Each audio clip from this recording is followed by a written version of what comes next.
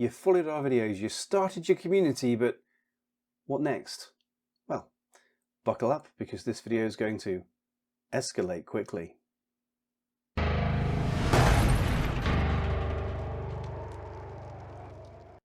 Welcome to the Dice Gods. My name is Hydra, and today we are going to talk about the thing that happens after you do the thing that starts the community. Because, in my experience, a lot of communities that I've seen, you have this peak at the start, and then things kind of go, and they start losing momentum. And keeping that momentum, keeping that focus of your community is crucial. Keeping people engaged and fired up. One way to do it is to run a tournament. But tournaments can be quite intimidating. They can be quite worrying, especially for new players. And finding a softer way into that is really important. And that is what we're going to talk about today. Before we do that, I need to go to the list of the people that I need to thank. It's getting longer. I'm loving it. All of you people that have signed up in the last couple of weeks, it's been an explosion. It's been amazing. Thank you so much. But a special love to Sean Coburn, Old Man Rogers, Chaos Discordia, Runic Wolf, and Chris Sexton, who is so in love with what we're doing here that he has actually become a member on YouTube and on Patreon at the same time. And I think that's a lesson that we can all learn from Chris there. So thank you, Chris. If you do want to become a member, do sign up. Patreon, YouTube, either is good, and it just helps me do more stuff, and it costs you less than the coffee a month and will let me do more things. So if you want to see more of this, sign up there. Aside from that, let's dive into this. So as I say, momentum is important because it is very easy for a new community, a fledgling community, to sort of peter out. There's this explosion of noise and sound and excitement, and people buy some miniatures and they get some stuff painted, and then what? Why do we keep doing this? Yep, throwdown games, random games every week, good. But what will frequently happen is you get cliques. Dave plays Scott, Mike plays Rich. These people pair off and they're playing off against each other, and your community will fragment and spread. How do we bring that together to form a cohesive community? How do we make strangers talk to each other and engage with each other? Let's talk about the way that I've done it several times across many systems, and it has worked. Let's go. So, instant spoilers, we're talking about escalation leagues. They are big, they are clever, they are incredibly useful, and there are different ways to do them. And we can talk about them now. So let's dive into this. So what is an escalation league? As the name implies, it's a league that escalates. So it's a series of games where you are ranked by performance, you get a league. And each round you have forces of increasing size. So the amount of points you have to spend on your army grows. These are great for new players. So as a new player, if you need to start off with a really small army, and then you get to a bigger one, and you get to a bigger one, and you get to a bigger one, sweet, absolutely perfect. The thing about an escalation league is you can do them all in one day, which is like a tournament format. I wouldn't actually recommend that, especially not with a new community. Do one game per month. Spread it out. Just spread that thing out. It means that in the first month, your new players have to paint or have to get ready X. And then in the second month, they have to get together X plus 2, X plus 5, whatever. They have to grow onto that. To escalate, where do they come up with these terms? You have to escalate onto that list. Some escalation leagues actually make it that your second list has to include your first, and your third list has to include your second and your first. That is one way of doing it. I don't tend to do that. I tend to leave that up to the players, but that is one way of really sort of capturing and controlling the amount of stuff that you need. The downside that I see to that is, especially for new players, they write a list for the first round, realise it's an absolute dog, and that becomes the heart of their gaming experience for the next 2 months. That's not ideal. That's not great. I like to give people the opportunity to, if it did work, keep going with it.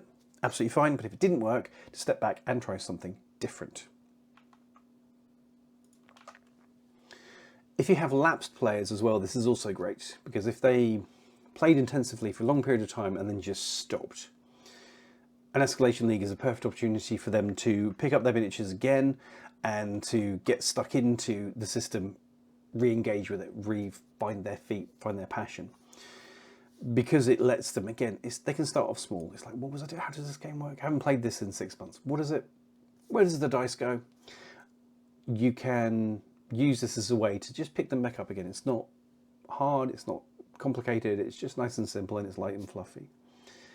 And for current players, if you have your veterans in your community, which ideally you want that the experienced heads around the place, they can look at this and go, okay, so over the next 3 months, I have a game each month for this with different people. Cool. It gives them a fixed point of, I'm getting games here, here, and here, which is a nice thing for everybody. So it works for all aspects of the community, and we'll bring them all in. It also lets you incentivize hobby. So as we'll talk about in a minute, you can give out awards and prizes for painting and all this kind of stuff, which is great, because I find that a lot of my local players are like, yes, I've had this big pile of stuff that I needed to paint, so I'm going to be involved in a league later. This guy that you may have seen on socials recently, he's being painted. I'm finally getting my Shindig Tide done because I plan to run it in my next league. It's that incentive just to finally start the project, finally get paint on brush or mini. Awesome. You are, because we're going to, as we'll talk about in a bit, you're going to be the TO, you're going to be the tournament organizer. You can make this as competitive or as casual as you like. I would recommend, because we're going to be talking about one for a fledgling community with new players, this is going to be very much focused on the newbie side of things. But you can make escalation leagues hella hardcore. They can be real nutbusters of shock and surprise. I was talking to some of my veteran players the other night about possibly running an escalation league where they will not find out how many points they have for the next round until the week before their game, and that they will not find out their mission until the day before their game. So you have to write the missions, you have to write your list blind. All you know is your points, and you write it with whatever, and then the day before, right, this is your mission, now go. And that's going to be for Infinity, that would be the horrible missions. That's the kind of, you wanted to play this is entirely on you, here's all the horrible stuff. So you can go really hardcore with it, or you can just make it really light and fluffy. Today we are talking about the light and fluffy new community, keeping it all happy and sunshine lollipops for everybody involved. So what's wrong with escalation leagues? The problems that people see is they don't have time, they have nowhere to play, they have no store to play at, they don't want to be competitive, and the fear of newbie smashing. It is something, if you've not heard of this concept before, start with newbie smashing. Not heard the idea of newbie smashing before, it is where veteran players use this type of opportunity to just batter new players, just completely wipe them out because lol. Some players like that. Some players find that entertaining. Yeah, no. Which brings us back to players not wanting to be competitive. You can sort of take a feel of the community, especially your new players, because this is kind of who you're aiming at. Bringing them in, getting them game time, all this kind of stuff. So, do you want to be competitive?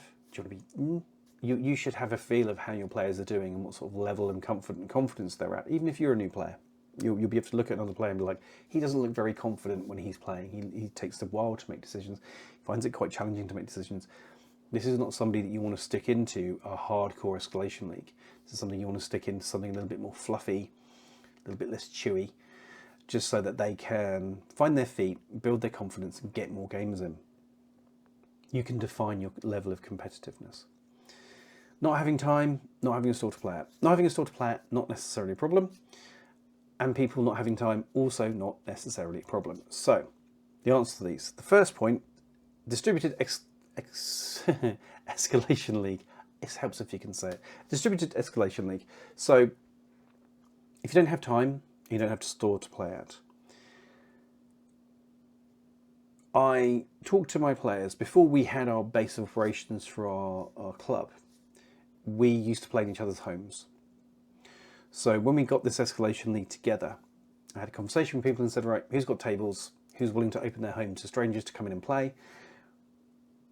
You end up with this distributed league that happens over the course of the month. It doesn't happen on one night, it happens over the whole month. That also deals with, I don't have time. Cool.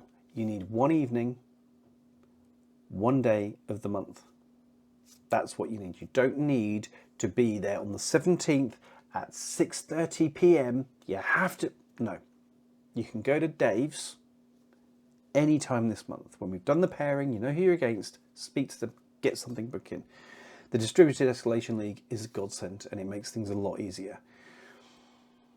It makes things a lot more flexible. Do you still have people that get to the end of the month and go, oh no, I haven't found time? Yeah, you do. Yeah, you do. You'll end up with leagues where you'll announce the pairings on the 1st of the month, and by the 12th, everyone's done.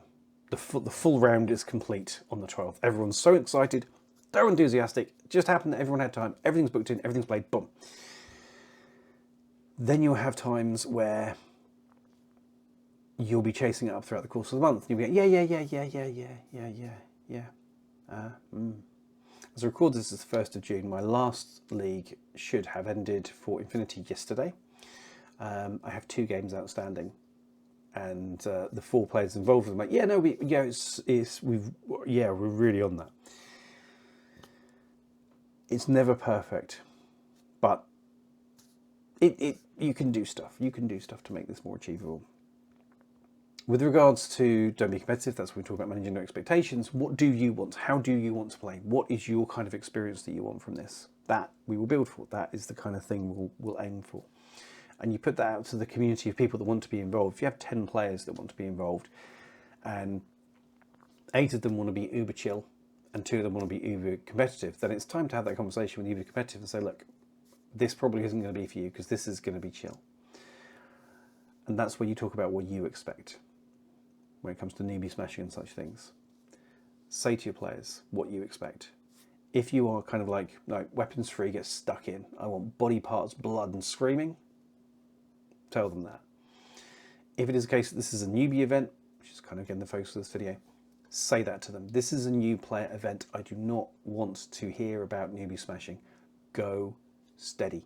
Go bring the sharpish list rather than the razor edge, honed to a fine point of absolute destruction list. Give your opponent more time. Give them more space to make decisions. Be aware of their level of experience. If you are solely here for the win and solely here to smash people, please don't join the league. Be bold enough to say that. Be strong enough to say that. One player going absolute ham and ripping through a escalation league and winning at the end of the day is nothing but bad experience for the other players that came in there if they came in bad faith, if that player came in bad faith. As an example, many years ago, I ran a tournament for a system. It was for a new community, and a friend of a friend said he wanted to come. He was a veteran. I was like, that's cool, no problems. Just get me a list in time. I had a really busy week organising this event. There were, I think it was 16, 18 players, something like that. He wasn't sending it. I messaged, can you give me a list? Can you give me a list? Anyway, he turned up on the morning and sent me the list when he was stood outside the store and then came in. I didn't get the chance to look at it because I was TOing. We had 1 round, we had 2 rounds. He was leading, and he was leading by a lot. And it was only then that somebody sort of said to me, oh yeah, no, he's brought his list that he's practicing for the World Championships with. To an expressly newbie event. I politely had a chat with him at the end. He won, I left it, that was fine. I politely had a chat with him at the end about it and said, I understand this list was this, the tournament pack said this was newbie and all the rest of it. Oh yeah, but you know, cool. Lifetime ban, no problems. You're not welcome back. It is better if you're going to end up with players like that are going to come around and take advantage of your community and come around and be disrespectful to what you're trying to achieve with your community. They're better off not coming in. They are not the type of players that are going to establish a cohesive, welcoming and strong community. What they're going to come in and they're just going to smash people as much as they can. They're going to be unpleasant to play against because they're only there for the win. And if they're only there for the win, there are plenty of places they can go and get that. If you're trying to build something positive, you're trying to build something that's strong and grows, you will need to cut out things like that. And that is where you are clear with your players, with what you expect as a TO, and you enforce that and you stand up for it. Because one player saying, oh, it's legitimate for me to do this. Yes, it is, unless I ask you not to. And if you can't not do it, then don't come. This is not rocket science. If you can't play in the way that this event is supposed to be run, and you can give me the arguments about, oh, it's competitive play, blah, blah, blah, cool, Go in somewhere else where you can do the competitive play. This is for newbies. Be clear, be strong. It's your job to look after your community, to foster it, to grow it. And that comes from also avoiding negative influences, people who will come in and be damaging to that community. There is a fine line to be trod there, and that's something we'll do a video on at some point. But do not be afraid to stand up for your newbies, because they won't do it themselves. They just will stop playing. Simple as that. So, as the Escalation League, manage expectations, be clear with what you expect. That was deep all of a sudden, wasn't it? Let's move on to something more fun. What's really wrong with Escalation Leagues? Okay, the actual problems with an Escalation League and running an Escalation League are the terrain, location, engagement, organisation, and momentum. These things are things that need work. There's other things, they don't. You can manage that. You can you can address people not having time by making distributed. You can sort locations. All of this stuff can be done. These things are tougher. Terrain and location. Everyone needs friends. All wargames need terrain. We know this. Having a mix of skill levels in your Escalation League is important because veterans will probably have terrain of their own. They will have their own tables to play on. That is frequently the case, especially with systems like Infinity. Also, with quite a few bolt action players as well, increasingly people will have their own games, their own tables that they can play at.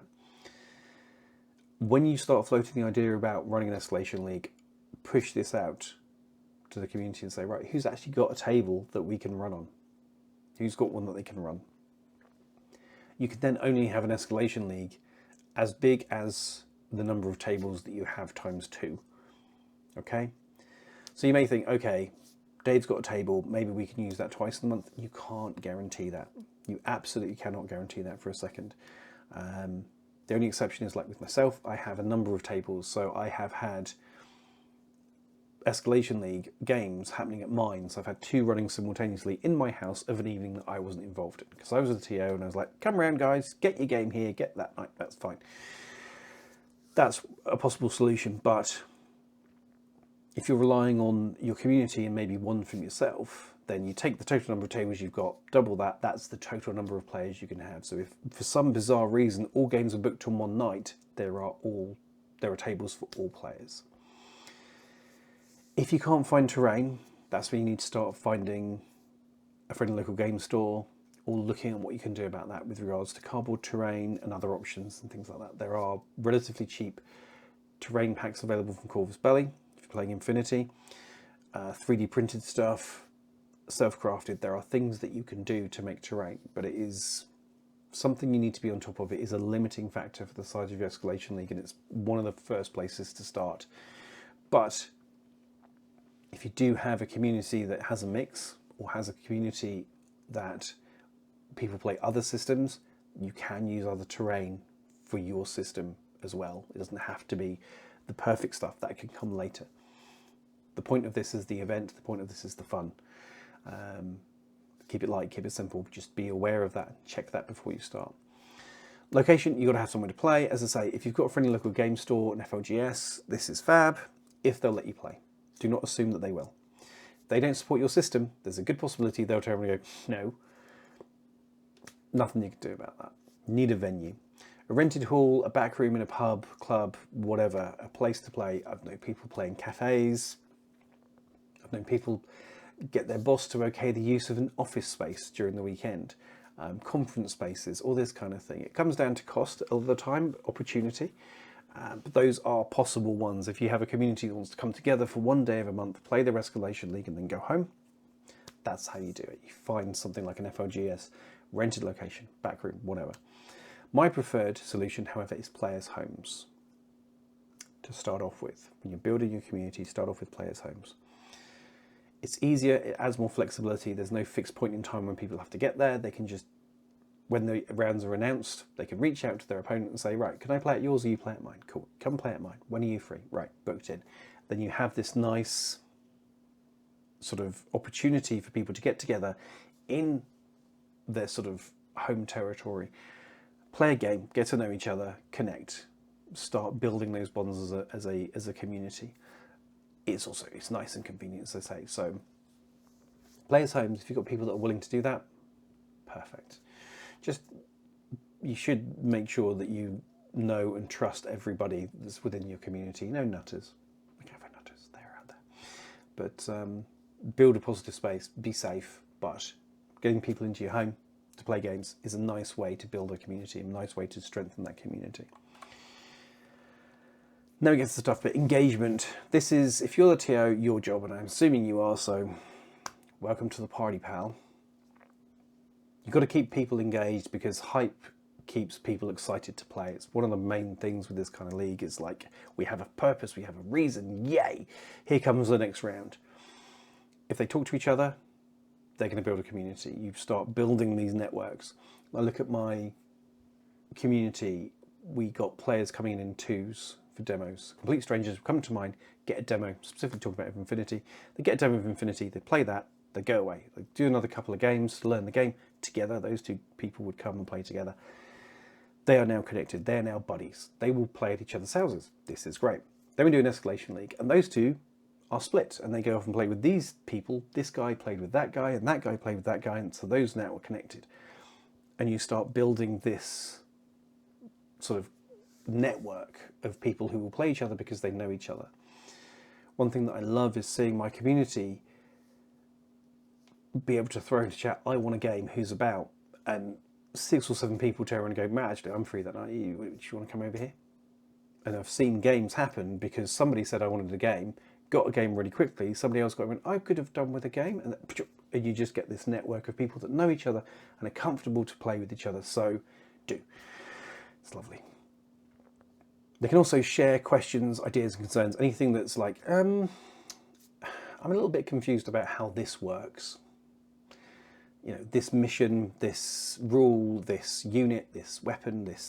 They can ask the question there and they can get it answered, not just by you as a TO, but by the community, again, building bonds. They can share results.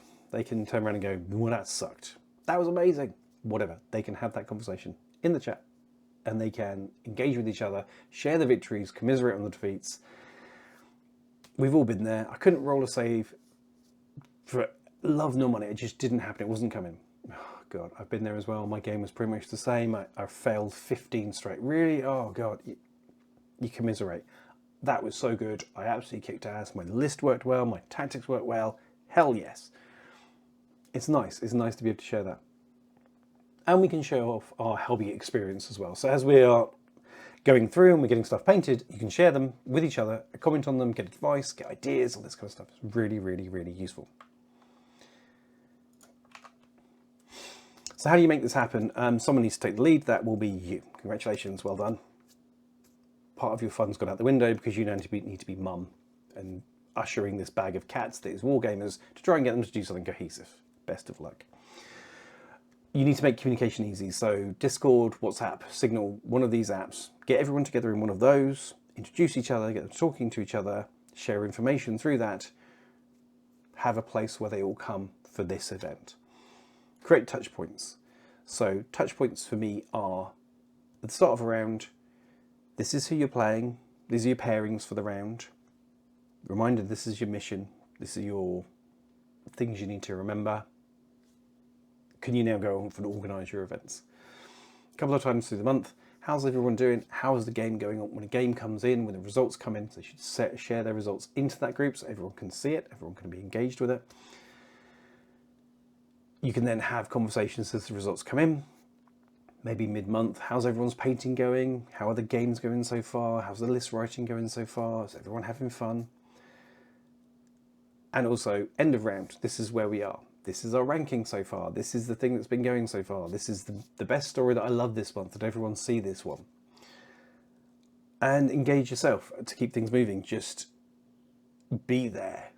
Like, hey, what's going on? If there's a question, answer. If there is a bit of silence, put something in it. If the community, if the chat goes dead for a couple of days, tink. How's everyone doing? What's going on? What's the latest? Keep that hype, keep that energy moving. It'll keep people enthused and focused on the event. Just by you going, hey, they'll be there. So very, very important to have that. It's not just about rules questions. It's about keeping things moving along. So being a TO, being a tournament organizer, we keep it going. That's our role. You will decide the mission structure, timing and prizes of the event. That includes things like costs. So if you're going to charge for this, which you may well do, and there's nothing wrong with that, it's up to you what you do for that. So for example, with the Infinity Tournament Escalation League, I'll normally charge about €15.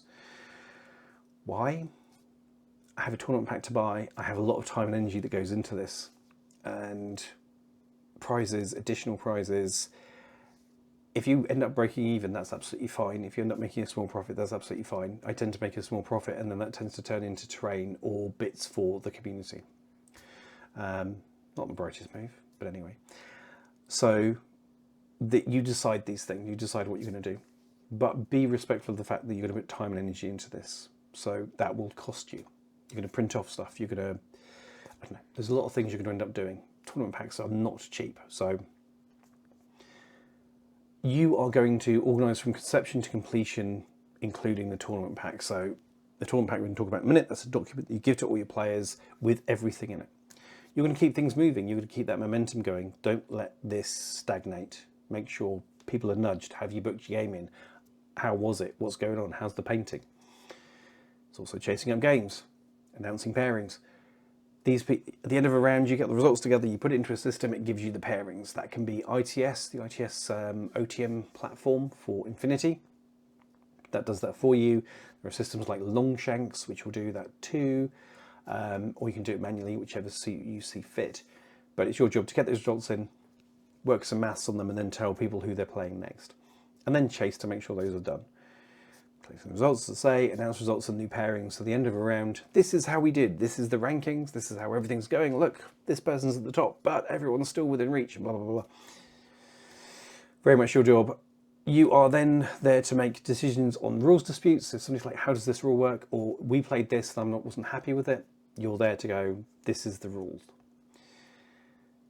With rule disputes, if you're a new player yourself, do not be pressured into making a decision. Okay, take the time, and if needs be, ask the wider community beyond the Escalation League. Go to Discords for the game, or Facebook, or whatever for the system, or email the company that's involved and say, I've just had this query, I'm a bit lost. If players are mid-game, you may need to make a snap decision, in which case, take 5-10 minutes, check through every point in the rulebook, and make sure you're comfortable with your decision. Some people will be disappointed. Some people will be frustrated. Listen to their points, listen to their why, and if you agree with it, if you can see their point, make sure that you're absolutely clear on why you're making a decision. Make your decision, and that is then your decision. Stick to that. Hold that ground. You have to be definitive as a TO, but you also have to be right. So take the time to make a decision. Don't just snap. I have done that before. What's this? This. And then a couple of days later, actually, it isn't. Oh, no, you're right, it isn't. I was thinking of a previous version. I just didn't think that through properly. Whatever. That's not a great thing. Take the time to make a good decision and then enforce that. You are the TO. Your say is final. Your decision is final. So be right. And you're there to make sure everybody's having fun. If you're sort of into your second round and somebody's being a bit quiet and disconnected, poke them. You all right? What's going on? My first round sucked. Okay, why did it suck? Because this happened. Cool. So you're kind of dreading your second round. Yes, I am. Cool. How about we get together and we have a game and we just try out the second round? We're not playing each other, so we'll throw some dice and we'll take it slow and we'll get some theory crafting done and we'll see how that works. Or book them with somebody else to play. Just support your players to have a positive experience out of this. If they get curb stomped, which can happen, be there to help them pick themselves up. So your tournament pack is important as well. This is the document that you give out to all players. It's a key reference. This is both useful for your players and for you because it should contain a lot of the key questions that people are going to ask. So you can just go tournament pack, yeah, tournament pack, look at a tournament pack, and cut down on those dumb questions that you're going to get. People are busy. They won't look at the pack. They'll just go, what's this? Look at the tournament pack. You say that a few times, people get the message to check the tournament pack and come back to you with questions of stuff you haven't answered. That's useful. Saves them time, saves you time. Perfect. So what should you include? The dates the events runs from and until, so if it's over 3 months, which month it starts, which month it ends. Missions and point level for each round, costs and prizes, locations if applicable. So in our current shape with my local community, we have 2 gaming nights a month. So with Escalation Leagues, I will put those dates that those gaming nights happen and saying, if you want to run your Escalation League game, then you can. These are the dates and the locations. You need to say what players will need, so physically what they need to bring with them. Need to tell them how to report the results, how to submit their lists. If you have any painting expectations, a lot of the time that is, we hope that you will try to. Some places will enforce you have to have 3 colours.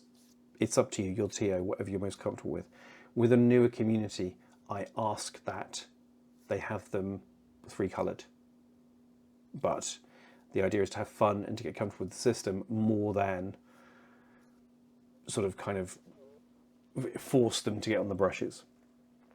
Any custom rules, so you can put custom rules in if you see fit. I've done that before. Your TO expectations of conduct, as we've discussed, and disputes and resolutions, as discussed. So exactly how that works. If I have a problem, how do I raise it? Where do I go? What happens?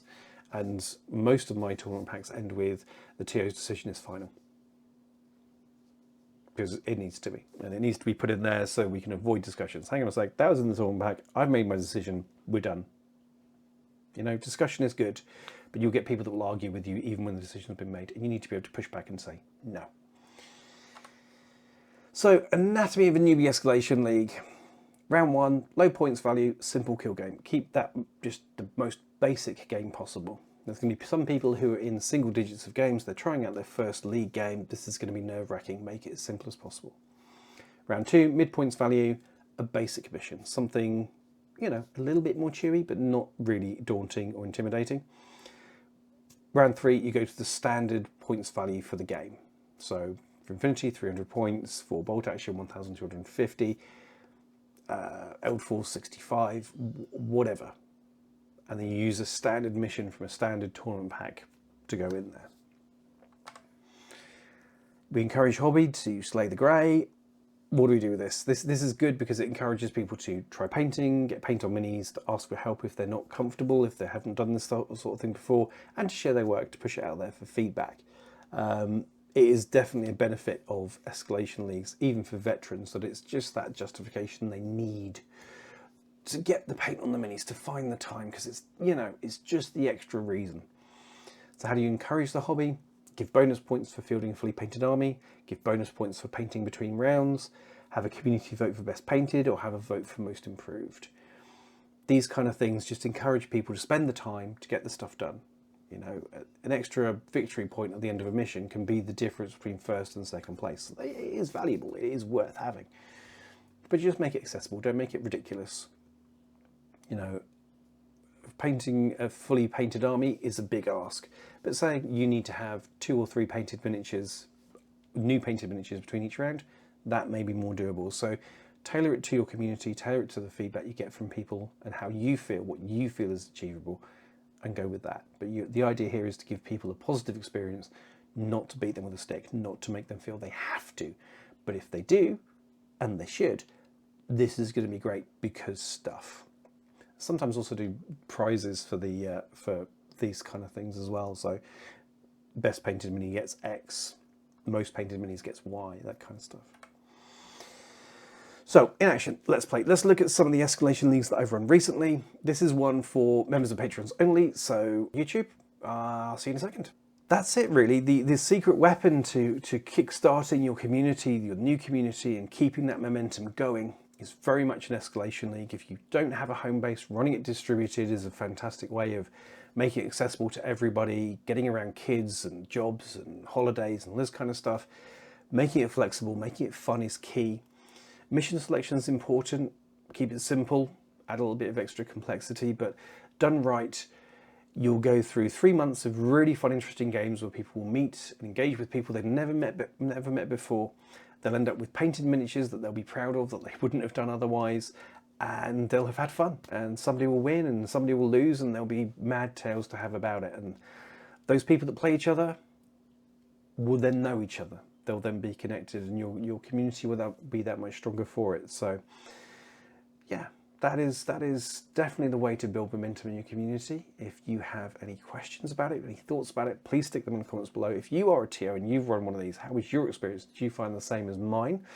But apart from that, do please like, share and subscribe, and we will see you again soon. Thanks a lot and goodbye.